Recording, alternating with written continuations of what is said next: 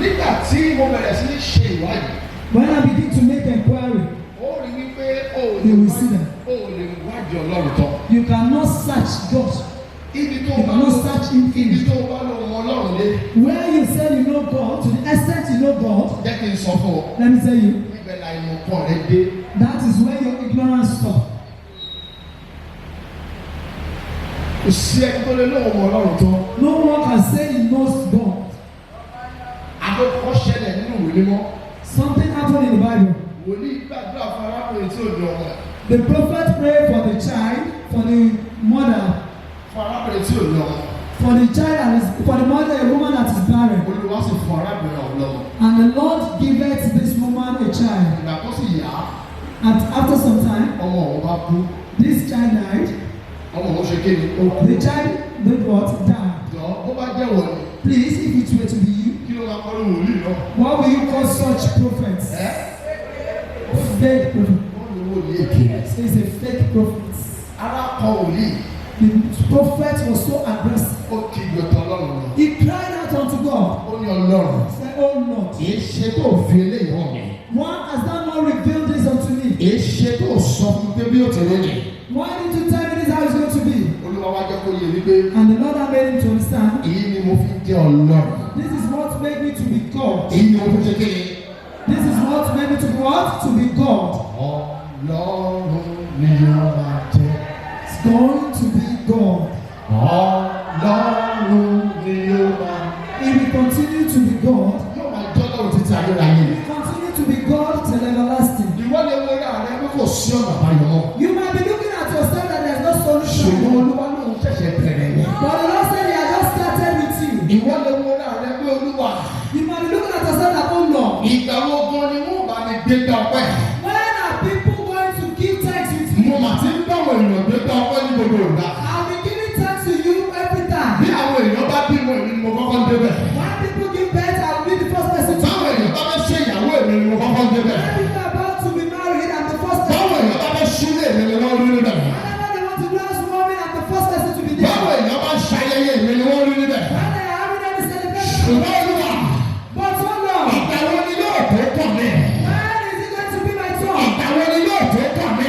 When is it going to be my turn? Ìgbélé wípé The Bible says, Olúwa Ọlọ́run tí ẹ̀yin wá ní tẹ́pẹ̀. no God that you're still Èmi yóò dé lójijì. He will come and Sọ́dà bìrì rẹ̀. into his Láàbò bó sọ́dà ṣe kàkà sí wáyé. his authority. Níbi tó o ti ta omi jẹ́ sílẹ̀. Where you have lived, Níbi tí o ti fà á lọ́kùnrin lọ́dún rẹ̀. you are ready to shed tears. Lójijì lójijì lójijì. Lójijì lójijì lójijì. Àwọn aráyé yóò dìde bá ọ̀yà nígbà. Nígbà wo ló tàkà nígbà fún ọ? Nígbà wo ló sọ́dà nígbà? Nígbà wo ló sọ́dà nígbà? Nígbà wo ló sọ́dà nígbà? Nígbà wo ló sọ́dà nígbà? Ní ọjọ́ Jésù. Jesus Ó ní èmi ni Olúwa. said, I am the Lord. Ó ní èmi ni Olúwa. He says, I am the Ó Lord. ní èmi ni Olúwa. He says, I am the Ó ní Lord. pẹ̀lú ènìyàn. With man, Eléyìí máa lè ṣòro ṣe. this man now with Ṣùgbọ́n pẹ̀lú Olúwa. or with God. Pẹ̀lú Ọlọ́run ọ̀gá ògo. The Lord your most Pẹ̀lú àárín ìlú àná. when the grace Pẹ̀lú ọ̀gá ògo. most high God, Pẹ̀lú ọlọ́wọ́ iná. Pẹ̀lú ọlọ́wọ́ iná. Pẹ̀lú ọ̀gbùrú ìkẹ́. Ó ní ológo. Ní ìṣiṣẹ́ fún ẹ̀. Lónìí lórúkọ Jésù. Lágbára méjì ìwọ ọ̀bẹ àtàkùn àkọsílẹ̀ ẹ̀ẹ́dẹ́gbẹ̀ta. Lágbára ìṣẹ́gbẹ́ di olóògbé nínú ọ̀rọ̀.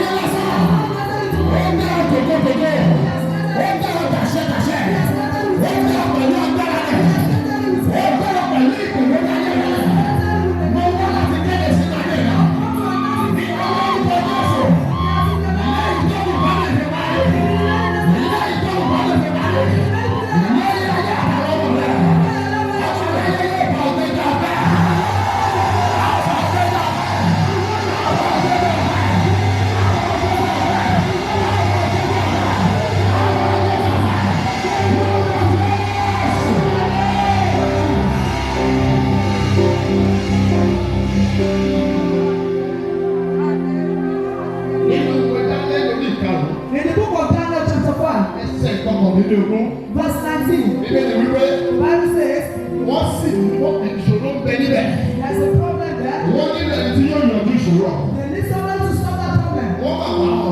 They look for it and they couldn't find anyone. Until they called unto that man Daniel. They said he should come and try his own effort. By the time he spoke for, he said you are God. Ìwọ lọ́lọ́run tó dá Nebukadnésárì. Agbára ń bẹ ní ọwọ́ rẹ̀. Ẹ̀fí ń bẹ ní ọwọ́ rẹ̀. Nígbà tí wọ́n kí orúkọ Ọlọ́run tán, ó ní kò sì sí agbára mìíràn. Èyí tó dájú agbára Ọlọ́run lọ. Lákòókò náà, ṣáájú àkókò náà, wọ́n ti kéde jáde. Nígbà láti òde lọ, gbogbo ènìyàn lórí ìlú lórílẹ̀-èdè yìí. Ọlọ́run Dáníẹ́lì yóò máa sìn. Lórí ayé rẹ̀ lónìí, lórí ayé àwọn ọmọ rẹ̀, iṣẹ́ ìyanu tí wọ́n yìí tí wọ́n sọ lọ́rùn rẹ̀, ó yà kó wọ́n lọ ayé rẹ̀ lọ́wọ́.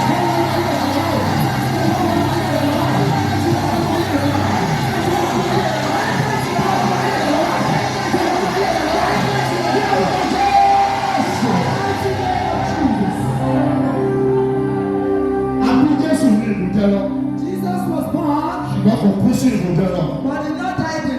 A lè bí ọ gẹ́gẹ́ bí tálákà. A lè bí ọ gẹ́gẹ́ bí tálákà.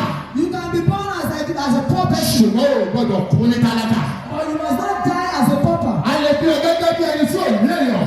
You can be born as a Ṣùgbọ́n o gbọ́dọ̀ kú gẹ́gẹ́ bí ẹni tí ò ní èèyàn. but you must not die as a person. A lè bí ọ gẹ́gẹ́ bí ẹni tí ò ní olùrànlọ́wọ́. You can be born as a person. Ṣùgbọ́n o gbọ́dọ̀ kú gẹ́gẹ́ bí ẹni tí ò ní olùrànlọ́wọ́. You must not die as a Ó person. ní ìgbà tí Olúwa mú ìkólọ sí òní padà. When the Lord is coming, Ẹ alákòóso àtàbẹ̀.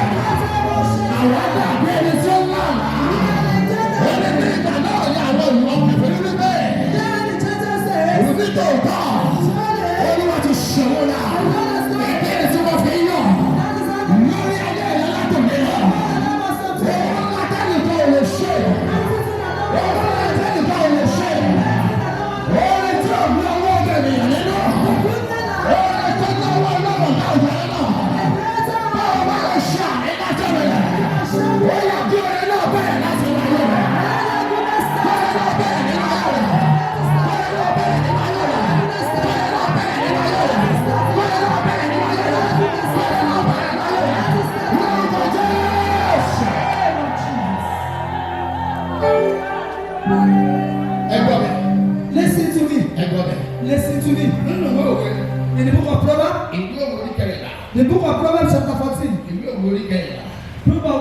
of Proverbs chapter 14. Ẹsẹ̀ ogún. Verse 20. Ìlú olórí kẹrìnlá. The book of Proverbs 14. Ẹsẹ̀ ogún. Verse 20. Ẹgbẹ́ ohun tó bí o. Listen to what he says. Ẹgbẹ́ ohun tó bí o. Listen. Àti ẹ̀ṣẹ̀ mọ̀. Àti ilẹ̀ kórìíra tálákà. The poor is hated even of his own neighbor. Ó tó mà, ó tó mà. It's okay, it's okay. Kórìíra tálákà láti The lè poor is hated from where? ẹgbẹ́ láti lè. From where? Láti ọwọ́ aládùúgbò rẹ̀. From his own neighbor. Ibi àkọ́kọ́ tí èèyàn ti máa kọ́kọ́ rí ìdojúkọ láyé. The first area that the person will face confrontation in his life. Àti ilé ni. From his household. Àwọn ni wọ́n mọ̀. They are the one that knows it. Wọ́n mọ̀ ìgbà tí wọ́n bí ọ. You know when you were born. Wọ́n mọ̀ ìtàn rẹ̀. They know your story. Wọ́n mọ̀ bó ṣe ń tẹ̀síwájú. They know how you are advancing. Àwọn ló ń jẹ́ ohun tó fẹ́ ṣe fún. You always confess everything you want to do to them. Àwọn olùgbé àwọn olùdámọ̀ràn. They are the one your counselor, your confidence. Àwọn ló ń fọ̀rọ̀ rẹ lò. You always tell them your words. Nítorí pé o nínú rẹ yẹn. Because you have a good mind. Ìwọ́n rò pé àwọn ẹbí rẹ ni. You thought they are your family. Ṣùgbọ́n o ti gbàgbé nígbà tí Jésù sọ. But you forgot when Jesus said. Wọ́n ní Jésù ìyá rẹ̀ ń bẹ níta. They said Jesus your mother is outside. Ó ní ta ni ìyá mi. He said who is my mother? Ó ní ẹni tó bá lè ṣe ìfẹ́ ti Ọlọ́run. Anyone that can do the will of God. Òun ni ìyá mi. Is a mother. Òun ni ta ni. Is who? Òun ni àwọn ẹbí mi. They are my family. Àwọn kan lè rò wípé àwọn ti mọ̀ ọ́ tán. Some people might thought they have known everything about you. Àwọn kan lè rò wípé àwọn ti rí ohun gbogbo tán nípa rẹ̀. Then some people might even thought they've seen you finished. Ṣùgbọ́n ó kún nǹkan tí wọ́n mọ̀ nípa rẹ̀. But there's remaining one thing that they don't know about you. Wọ́n ò mọ ìgbà tó dáyé. They don't know when you came to this world. Wọ́n ò mọ ìgbà tó sọ sọ́lọ́run lọ́kàn láti dá ọ. They don't know when it drops in the mind of God to create you. Ẹni tí ó mọ ìgbà tó Ọlọ́run dá ọ.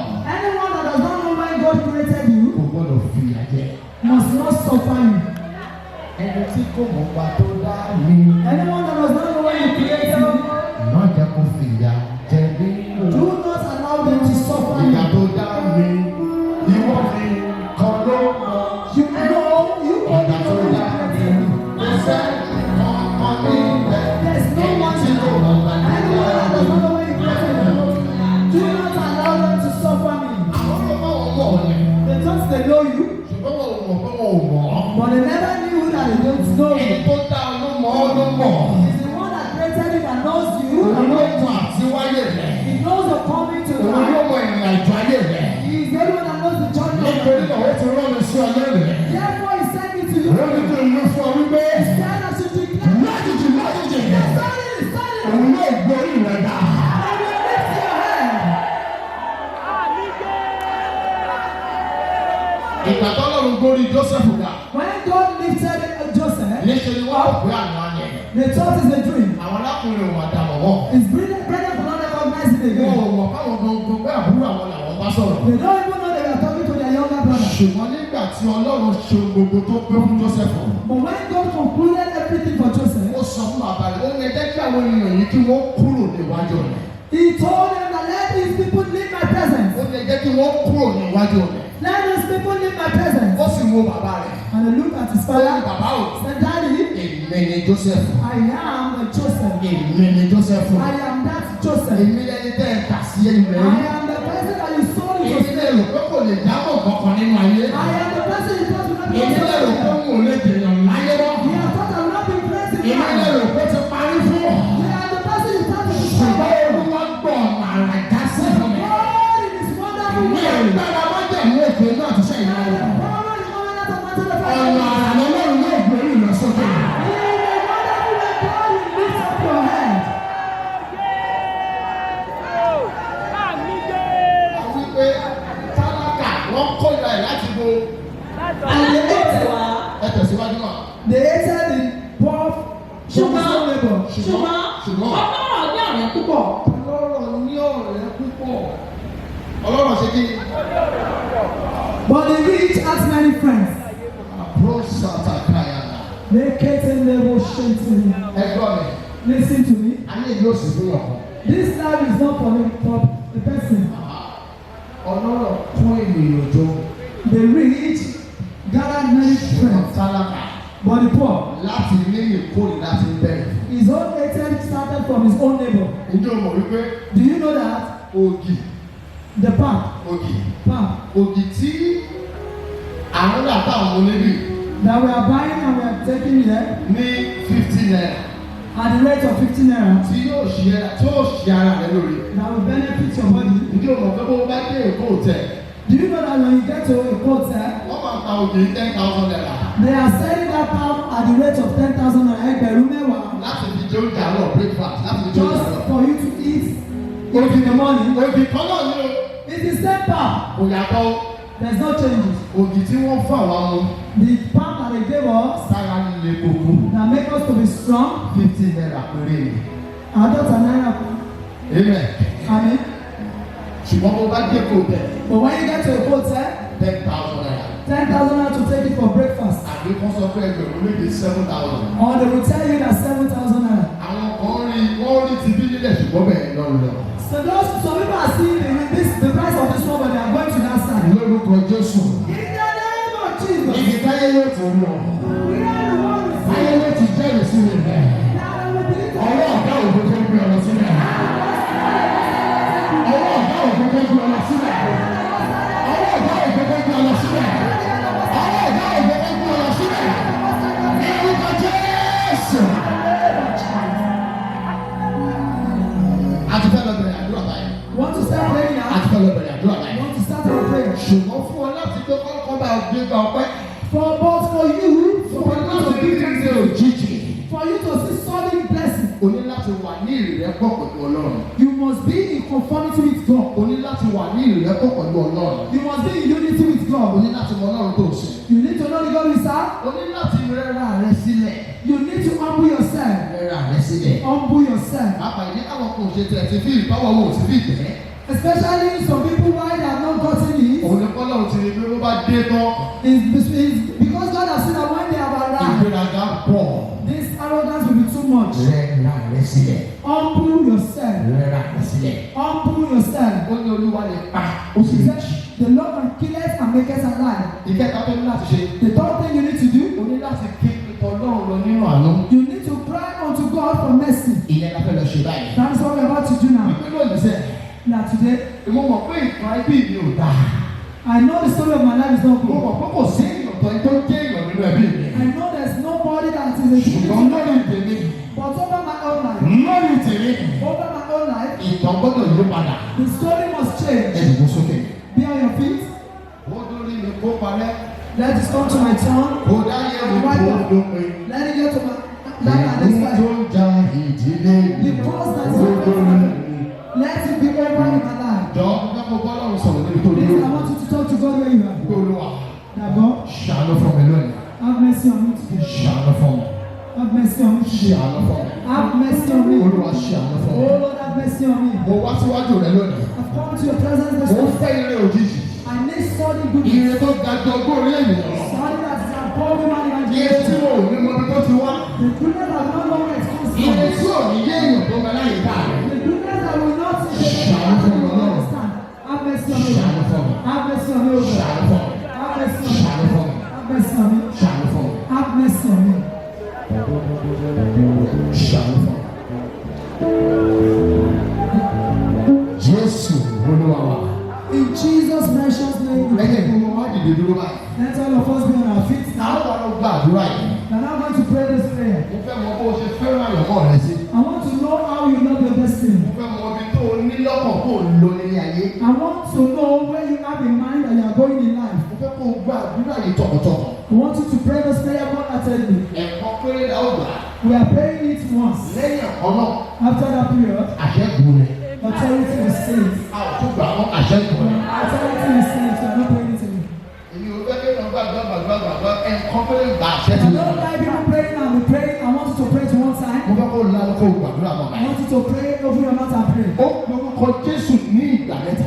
You will shout the name of Jesus 3 times. Ó pe orúkọ Jésù ní ìgbà mẹ́ta. You will shout the name of Jesus 3 times. Ó wà wípé Olúwa o. You will now declare that, oh Lord, Ibikíbi tí ẹnikẹ́ni nínú ẹbí mi ò tí ì dé rí. wherever anybody in my family has never attained before, Ibi gíga tẹ́nikẹ́ni nínú ẹbí mi ò tí ì dé rí. I pray that no one in my family has never attained. Ọ̀run gbé mi lọ bẹ̀ báyìí. Take me there, all you heaven. Èèyàn mélòó ló fẹ́ lọ bẹ̀? How many people want to go Èèyàn there? mélòó ló fẹ́ lọ bẹ̀? Màmá kan máa ṣe jẹ́rìí ní breakthrough village. One woman get testimony and breakthrough clinic. Àwọn èèyàn tó wà ń bẹ, màmá yẹn ní ọmọ òun ló wà ní Canada o. That her children are in Canada. Nígbà tí wọ́n fún ọmọ wọn ní ìwé tán. When they giving the child a visa. Ìyá yóò lérò pé òun lè rìn àjò. This woman does not even have its man and is in Wọ́n ṣe children. parí ìwé ọmọ ẹ̀ báyìí. The one then they finish processing the child's Lọ́wọ́ sọ fún wọn pé ìyá. Now the child told the mother. Ìwọ náà lọ gba tiẹ̀. You to go and collect your home. Lọ́jọ́ náà bí wọn bí ó sì wà lóye báyìí o. I don't know whether it's still in this stage. Ṣùgbọ́n mo mọ̀ pé ó ti ń lọ báyìí. But I know she's going out. Ó ti ń lọ jèrè ṣọwọ́ rẹ̀. She's going there to read the flow. Lórúkọ Jésù. In the name of Jesus. Ibi gíga. The eye place. Kẹ́nikẹ́ni ò ní lẹ́bí rẹ̀ rí. No one has ever attended your family. Láti mi lọ. As for today. Ọwọ́ náà yóò mọ̀ níbẹ̀. Lórúkọ Jésù ní ìgbà mẹ́ta. You will shout in the name of Jesus. Pariwo gbòòrò. You will shout. Wípé olúwo. Ibi gíga kẹ́nikẹ́ni ò ní lẹ́bí mi. Ọba ògbó bàbá mi lọ sílẹ̀.